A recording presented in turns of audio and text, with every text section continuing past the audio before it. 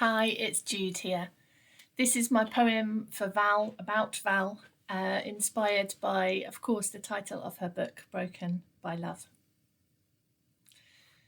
She began perhaps intact but small, and from that tiny small, a tiny yes spoke into the vast space of God. And God came. He brought love along, and love showed her pain. God showed her the world through love's lens, and it ached. She was broken by love.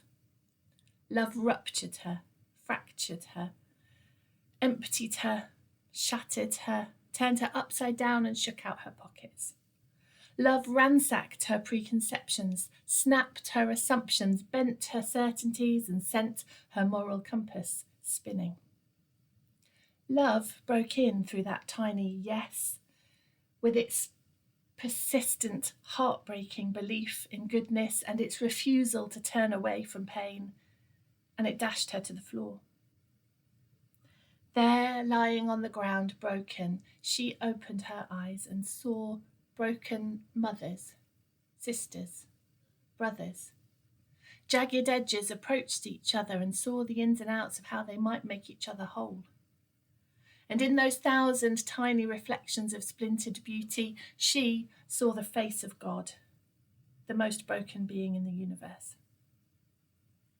When she was hurting people opened their eyes, recognized that she was one of them, and let her in. And through the broken cracks, healing started seeping. The more broken, the stronger it flowed. Wholeness came. Dignity took root, and they watched roses grow. Love trudged through snow with her, climbed in through boarded windows with her, went to night's most feared places and daytime's avoided corners with her. Love touched the untouchable with her, hunkered down with the downtrodden, hung around with the unwelcome, clutched the last straws of hope with her. Together, they saw the lost loved. Together, they bore the cost of love and left a broken print of wholeness everywhere they trod.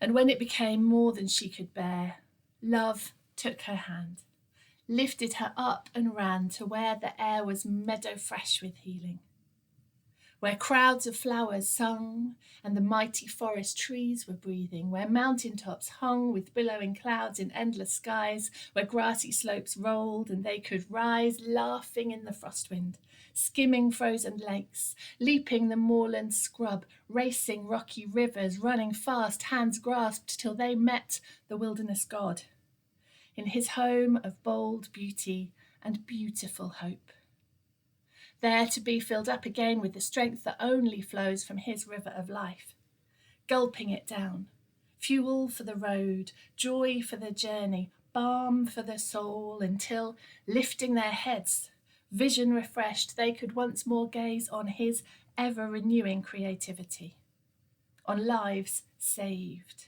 stories changed, faces amazed.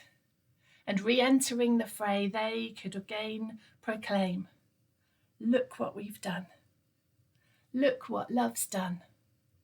Look what God is doing.